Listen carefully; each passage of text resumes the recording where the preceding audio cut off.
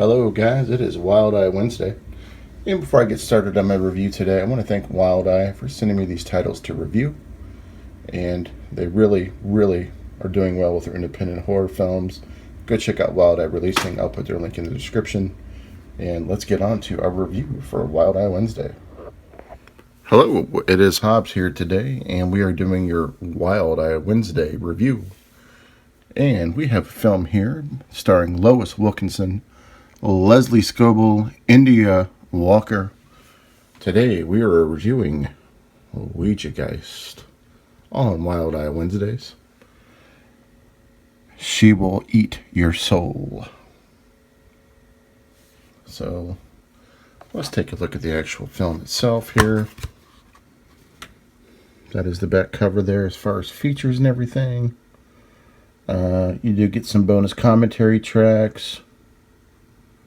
With that, you get the creator interviews on location sets and behind the scenes. And this is just a standard DVD. I believe Quijageist is out on Blu. If you guys are looking for the Blu-ray version of Quijageist. This film came out in 2018, had an official Wild Eye release in February of 2019. And here are my thoughts on Quijageist. So the premise of this film is we follow a young mother. She's about 23 years old. She moves to a new place that's recommended by her mother. Now keep in mind, her mother already knows that the place is haunted. At least she has heard that it's haunted, but pays no attention to it, right? So she moves into the place with her daughter, ends up getting a new job, and she's had some problems with her boyfriend in the past, so she's trying to just get her feet back on the ground and kind of do what we do here. And in the woods, her dog actually is, scrounging in the woods trying to get used to the new place. And he stumbles across, of course, a Ouija board. And he alerts her to let her know, hey, there's a Ouija board back here in the woods. Come check it out. So they take out the Ouija board. And of course, they're going to bring it in to the house because they feel like it's a collector's item and they want to see what it's all about. And, most people will do the same thing, unless you really know about Ouija boards. And so they get into the house, and she calls the priest over. The priest looks at the Ouija board and says, I don't know too much about anything going on still with it, but you may want to hesitate on it a little bit. Of course, she doesn't listen. She has a friend over. They start to use the Ouija board. Then, crazy stuff starts to happen. And her friend actually ends up being hurt and ends up dying. And her baby ends up having traumatic things happen to her. Anybody that's involved with her in her life starts having bad stuff happen to her. It's almost like the Ouija board is almost like a plague, right? But you got to understand what's really happening.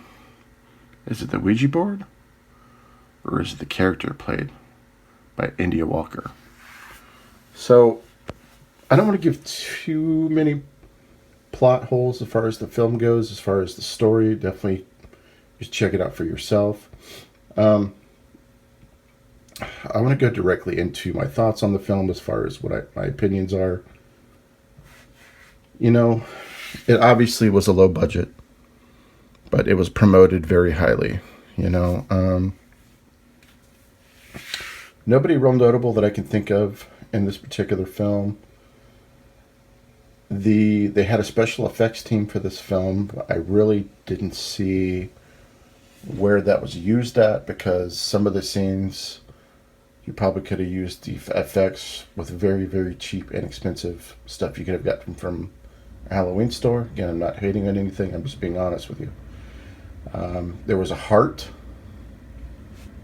that was from somebody's body that was pulled out of their body that looked like it was made from a Nerf ball.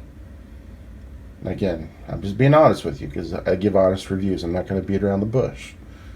And I feel like the acting was subpar, wasn't amazing, but it was okay.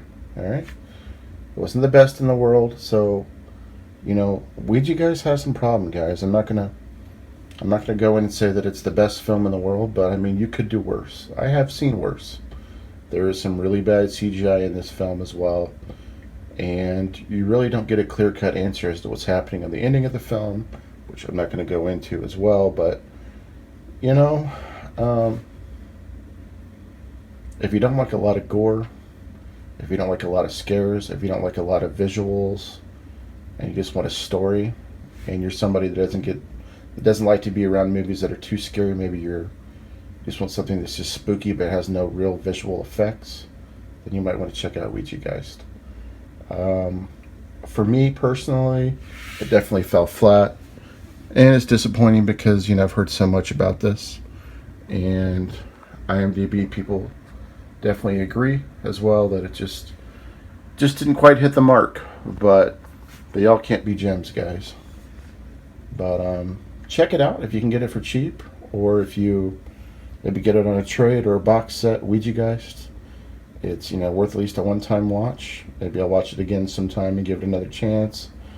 Unfortunately, it did fall a little flat for me this time around. For example, that character there, you never see that character in the film. Never. And if I'm going to rent this at a theater, or like watch it at a theater, and I see this as like a movie poster, or I go rent this at a store, and I see this, I'm going to want to see this character in the film, and I didn't. Also, some of the scenes were shot by shot, and I learned once from someone that took film school that shot by shot is really difficult. Shot by shot, you can tell in a film that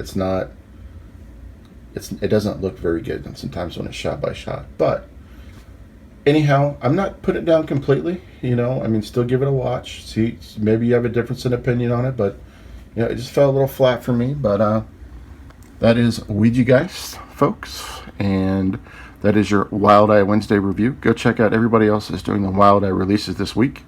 I'll catch up with you later. This is Hobbs. Peace.